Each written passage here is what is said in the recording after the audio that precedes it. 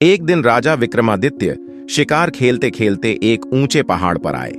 वहां उन्होंने देखा एक साधु तपस्या कर रहा है। साधु की तपस्या में विघ्न नहीं पड़े, यह सोचकर वे उसे श्रद्धापूर्वक प्रणाम करके लौटने लगे। उनके मुड़ते ही साधु ने आवाज दी और उन्हें रुकने को कहा। विक्रमादित्य रुक गए और साधु ने उनसे प्रसन्न होकर उन्हें एक फल दिया। उसने कहा, जो भी इस फल को खाएगा तेजस्वी और यशस्वी पुत्र प्राप्त करेगा। फल प्राप्त कर जब वे लौट रहे थे तो उनकी नजर एक तेजी से दौड़ती महिला पर पड़ी। दौड़ते दौड़ते एक कुएं के पास आई और छलांग लगाने को उद्यत हुई। विक्रम ने उसे थाम लिया और इस प्रकार आत्महत्या करने का कारण जानना चाहा। महिला ने बताया कि उसकी कई लड़कियां हैं पर पुत्र एक भी नहीं।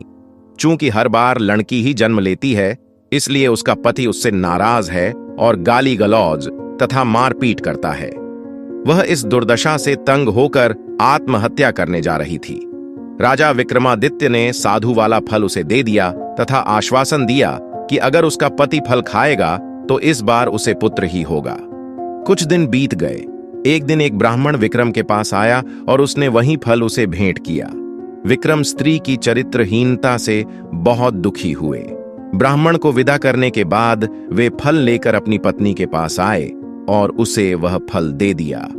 विक्रम की पत्नी भी चरित्रहीन थी और नगर के कोतवाल से प्रेम करती थी। उसने वह फल नगर कोतवाल को दिया ताकि उसके घर यशस्वी पुत्र जन्म ले।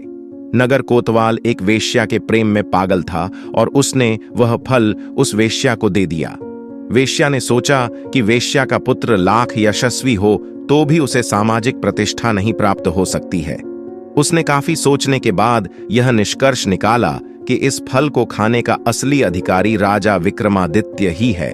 उसका पुत्र उसी की तरह योग्य और सामर्थ्यवान होगा तो प्रजा की देखरेख अच्छी तरह होगी और सभी खुश रहेंगे। यही सोचकर उसने विक्रमादित्य को वह फल भेंट कर दिया। फल को देखकर विक्रमादित्य ठगे से रह गए। उन्होंने पड़ताल कराई तो नगर कोतवाल और रानी के अवैध संबंध का पता चल गया। वे इतने दुखी और खिन्न हो गए कि राज्य को ज्यों का त्यों छोड़कर वन चले गए और कठिन तपस्या करने लगे। चूंकि विक्रमादित्य देवताओं और मनुष्यों को समान रूप से प्रिय थे, देवराज इंद्र ने उनकी अनुपस्थिति में राज्य की रक्षा के लिए एक शक्तिशाली देव भेज दिया। वह देव नृपविहीन राज्य की बड़ी मुस्तैदी से रक्षा तथा पहरेदारी करने लगा। कुछ दिनों के बाद विक्रमादित्य का मन अपनी प्रजा को देखने को करने लगा। जब उन्होंने अपने राज्य में प्रवेश करने की चेष्टा की तो देव सामने आ खड़ा हुआ।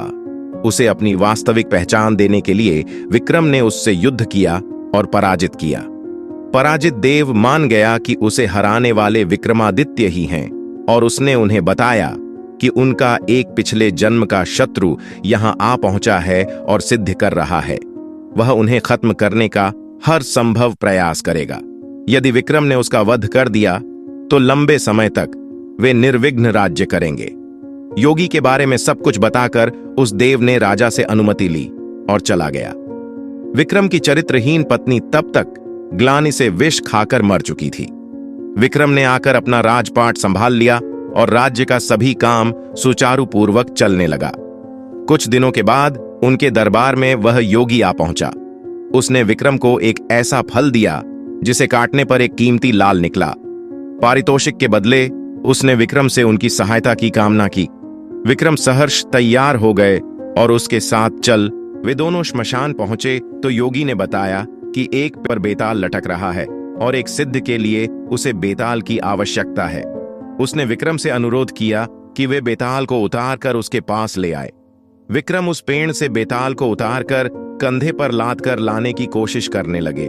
बेताल बार बार उनकी असावधानी का फायदा उठाकर उड़ जाता और पेड़ पर लटक जाता। ऐसा 24 बार हुआ। हर बार बेताल रास्ते में विक्रम को एक कहानी सुनाता।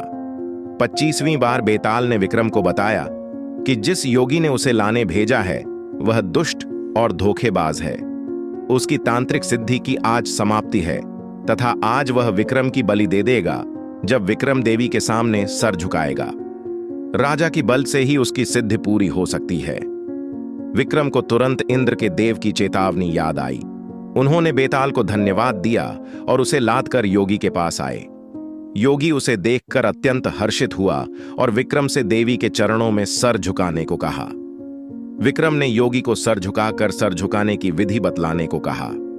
ज्यों ही योगी ने अपना सर देवी चरणों में झुकाया कि विक्रम ने तलवार से उसकी गर्दन काट दी। देवी बलि पाकर प्रसन्न हुई और उन्होंने विक्रम को 2 बेताल सेवक दिए। उन्होंने कहा कि स्मरण करते ही ये दोनों बेताल विक्रम की सेवा में उपस्थित हो जाएंगे। विक्रम देवी का आशीष पाकर आनंदपूर्वक वापस महल लौटे। अगर आपको कहानी पसंद आई तो एक छोटा सा बेल बजा के इस कहानी का हिस्सा बन जाए। सब्सक्राइब जरूर करिए, लाइक कमेंट भी करिए।